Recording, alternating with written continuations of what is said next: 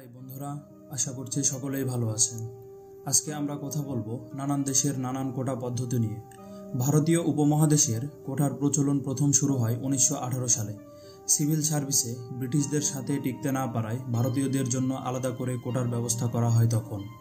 পরবর্তী সময়ে শিক্ষায় অনগ্রহ মুসলমানদের জন্যও আলাদা করে কোটা রাখা হয়। পাকিস্তান আমলেও পিছিয়ে পড়া পূর্ব পাকিস্তান, বর্তমান বাংলাদেশের মানুষদের আন্দোলনের পরিপ্রেক্ষিতে চালু করা হয় প্রদেশভিত্তিক কোটা। সেই কোটা নিয়েই এখন শিক্ষার্থীরা রাজপথে। কুহেলিকার আজকের এই ভিডিওতে আমরা নানান দেশের নানান কোটা নিয়ে বিস্তারিত আলোচনা করব। চলুন তবে শুরু করা যাক। কুহেলিকার চতুর্থ এপিসোডে আপনাদের স্বাগত।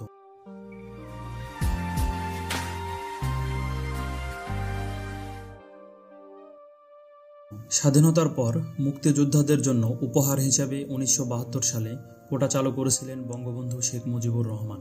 এই সময় 1972 সালে প্রণীত ইন্টারিয়াম রিকোয়ারমেন্ট পলিসিতে মুক্তিযোদ্ধাদের 30% কোটার কথা বলা হয়, যা 1973 সালে পাবলিক সার্ভিস কমিশন এর মাধ্যমে মেধার ভিত্তিতে 350টি পদে মুক্তিযোদ্ধাদের নিয়োগের পর এই সুযোগ সম্প্রসারণের কোনো যুক্তি ছিল না। 1972 সালে সরকারি কর্মচারী নিয়োগে মেধার নিয়োগ মাত্র 20%, জেলা কোটায় 40%, মুক্তিযোদ্ধা কোটায় 30% এবং যুদ্ধাহত নারী কোটা 10% ছিল। অর্থাৎ তখন নিয়োগের ক্ষেত্রে 80% ছিল কোটার ভিত্তিতে। কিন্তু 1975 সালের 15ই আগস্ট বঙ্গবন্ধুকে সপরিবারে নির্মমভাবে হত্যার পর পরিবর্তন আসে কোটা ব্যবস্থায়। 1976 সালে মেধার ভিত্তিতে 40%, জেলা কোটায় 20% ও আগের মতোই মুক্তিযোদ্ধা কোটায় রাখা হয় 30% এবং নারী কোটায় বজায় থাকে 10%।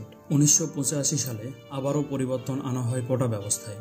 প্রথম ও দ্বিতীয় শ্রেণীর সরকারি কর্মচারী নিয়োগে মেধার ভিত্তিতে 45%, মুক্তিযোদ্ধা কোটায় 30% ও জেলা কোটায় 10% ও নারীদের জন্য 10% পদ সংরক্ষণ করে রাখা হয়। আর প্রথমবারের মতো উপজাতি ও ক্ষুদ্র নৌগোষ্ঠীর জন্য রাখা হয় 5% কোটা।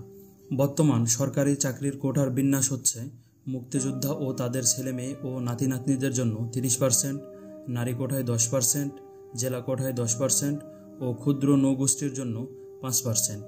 এই নিয়ে সর্বমোট 55% কোটা এসে দাঁড়ায়। এই 55% কোটায় পূরণযোগ্য প্রার্থী পাওয়া না গেলে সেক্ষেত্রে 1% পদে প্রতিবন্ধী কোটা নিয়োগের বিধান রয়েছে। ভিডিওতে সামনে যাওয়ার আগে আপনাদের কাছে একটাই রিকোয়েস্ট, আমাদের চ্যানেলটিকে সাবস্ক্রাইব করুন এবং পাশে থাকা বেল আইকনটিতে ক্লিক করুন। এবার দেখা যাক কোটা নিয়ে বিশ্বের বিভিন্ন দেশের চিত্রটা কেমন। বিশ্বের কোনো দেশে বাংলাদেশের মতো এত কোটা নেই। কোটা পদ্ধতিতে নজিরবিহীন দৃষ্টান্ত স্থাপন করেছে বাংলাদেশ। জনসংখ্যায় পৃথিবীর দ্বিতীয় বৃহত্তম দেশ ভারত। ভারতে আদিবাসী বা তফসিলি কোটা, অন্যান্য অনগ্রদের জন্য কোটা, জাতভিত্তিক কোটা এবং বিভিন্ন রাজ্যের সংখ্যালঘুদের কোটার বিদ্যমান রয়েছে। সব মিলিয়ে ভারতের মোট 49.5% কোটা আছে। তবে তাদের একটি সুষ্ঠু বণ্টনও ব্যবস্থা রয়েছে। একটি পরিবারের শুধুমাত্র একজনই এই কোটা ব্যবহার করতে পারবে এবং কেউ যদি উচ্চশিক্ষার ক্ষেত্রে এই কোটা ব্যবহার করে থাকে তাহলে সে ব্যক্তি পরবর্তীতে চাকরির ক্ষেত্রে আর কোনো কোটা ব্যবহার করতে পারবে না, যাকে একটি সুষ্ঠু বণ্টন হিসাবে বিবেচিত করা হয়।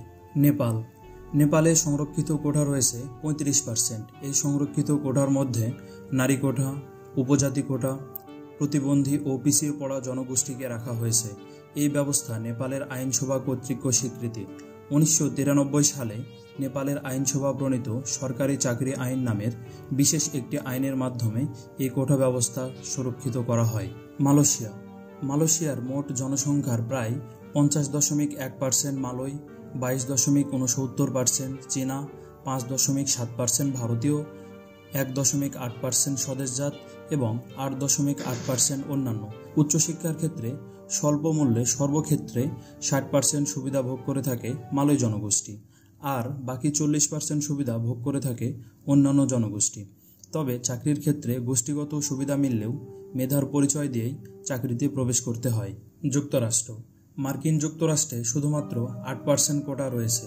এই 8% কোটা প্রতিবন্ধীদের জন্য সংরক্ষিত থাকে। তবে চাকরি, শিক্ষা বা অন্যান্য কোনো প্রতিযোগিতামূলক ক্ষেত্রে যে কোনো ধরনের বর্ণ বৈষম্য একটি শাস্তিযোগ্য অপরাধ হিসাবে মার্কিন যুক্তরাষ্ট্রে মানা হয়ে থাকে। চীনের মোট জনসংখ্যার 8% হচ্ছে বিভিন্ন জাতি ও আদিবাসী সম্প্রদায়। এই জনগোষ্ঠীর জন্য চীন সরকার শিক্ষিতভাবে সরকারি চাকরির ক্ষেত্রে অন্যদের তুলনায় অপেক্ষাকৃত কম যোগ্যতার বিধান রয়েছে।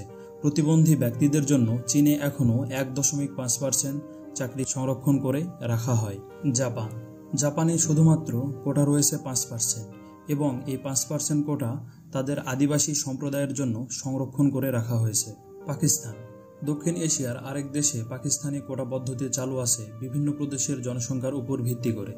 দেশটিতে কোটা পদ্ধতির মূল কারণ হচ্ছে বিভিন্ন ক্ষেত্রে সব অঞ্চলের মানুষ যেন সমানভাবে অংশ নিতে পারেন। যেমন 1948 সালে পূর্ব বাংলার জনসংখ্যা ছিল গোটা পাকিস্তানের 56%, তাই নিয়োগের ক্ষেত্রেও সর্বোচ্চ 42% সুবিধা ভোগ করত পূর্ব বাংলার মানুষ। অন্যদিকে করাচির জনসংখ্যা ছিল মাত্র 1.2%, তাই তাদের কোটা ছিল মাত্র 2%। এই জনসংখ্যার অনুপাতে কোটা এখনও অনুসরণ করা হয় পাকিস্তানে। মেধার ভিত্তিতে পাকিস্তানের সিভিল সার্ভিসে 7.5% নিয়োগ হয়ে থাকে। আজকের পর্বটি এখানেই শেষ করছি। ভিডিওটি কেমন লাগলো অবশ্যই কমেন্ট করে জানাবেন এবং আরও এমন ইন্টারেস্টিং ও জ্ঞানমূলক ভিডিও পাওয়ার জন্য আমাদের চ্যানেলটি সাবস্ক্রাইব করে পাশে থাকবেন। দেখা হবে কুহেলিকার অন্য কোনো এপিসোডে। সে পর্যন্ত ভালো থাকবেন, সুস্থ থাকবেন। ধন্যবাদ। আসসালামু আলাইকুম।